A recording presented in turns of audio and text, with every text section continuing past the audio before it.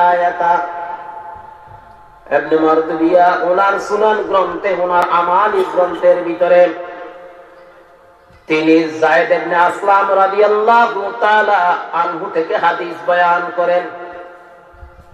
যায়েদ ইবনে আসলাম রাদিয়াল্লাহু তাআলা আনহু তিনি বয়ান করেন, রাসূল পাক সাল্লাল্লাহু আলাইহি ওয়াসাল্লাম ইয়া আইয়ুহাল্লাযীনা আমানু কু আনফুসাকুম ওয়া আহলিকুম নারা, এই আয়াতটি তেলাওয়াত করলেন। কি করলেন? কে করলেন? আল্লাহ রাসূল। কে করলেন? আল্লাহ রাসূল।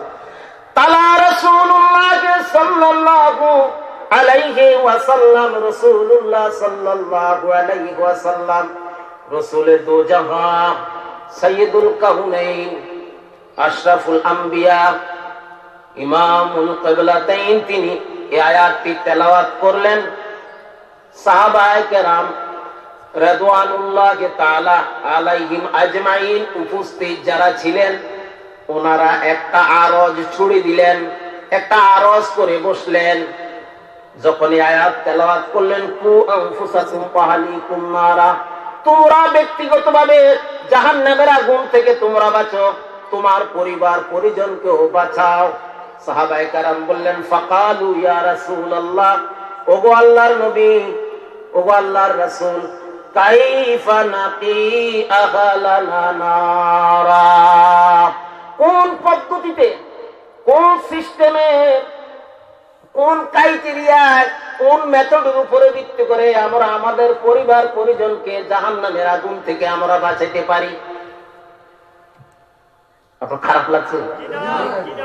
আগে ব্যক্তিগত জীবন, পরে ইসলামের সবের কথা বলবো। আমাকে বলা হয়েছে এখানে কোরআন সুন্নাহর আলোকে বলতে হবে, তাই না? এখানে কোনো কিচ্ছা টিচ্ছা বলবো না, শুধু কোরআন এবং সুন্নাহ থেকে বলবো ইনশাআল্লাহ। আজিজ, কাইফা নাকি আহলানা নার, আমরা জাহান্নামের আগুন থেকে কিভাবে আমাদের পরিবার পরিজনদেরকে আমরা বাঁচাবো, আমরা রক্ষা করব, কিভাবে বাঁচাতে পারি? রাসূলুল্লাহ সাল্লাল্লাহু আলাইহি ওয়াসাল্লাম জবাবে বললেন, জবাবে রাসূলুল্লাহ দিনের নবী সরওয়ারে কায়নাত মুফাখখিরে মওজুদাত আশরাফুল আম্বিয়া সাইয়্যিদুল মুরসালিন রাহমাতুল্লাহ আলাইহি জাদ্দাল হাসান ওয়াল হুসাইন ইমামুল কিবলাতাইন, তিনি বললেন, তা'মুরুনাহুম বিমা ইউহিব্বুল্লাহু ওয়া তানহাউনা আম্মা ইয়াকরাহুল্লাহ। সকলে সুবহানাল্লাহ। এই নসিহত কার? রাসূলের। এই কোরআনের ব্যাখ্যা দিচ্ছেন হাদিস দিয়ে। কোরআনের ব্যাখ্যা কি দিয়ে দিলেন?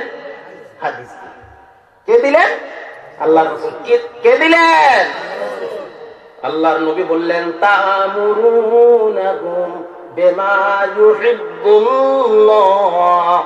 ও আমার সাহাবীরা, তোমরা যে প্রশ্ন আমাকে করলে, আমার কাছে যে আরজিনামা তোমরা পেশ করলে, কিভাবে তোমাদের ছেলে মেয়েদেরকে, সন্তান সন্ততিদেরকে, তোমার পরিবার পরিজনকে, তুমি তোমার সমাজকে সুন্দর করবে, তাহলে শুনে রাখো, তা'মুরুনাহুম বিমা ইউহিব্বুল্লাহ।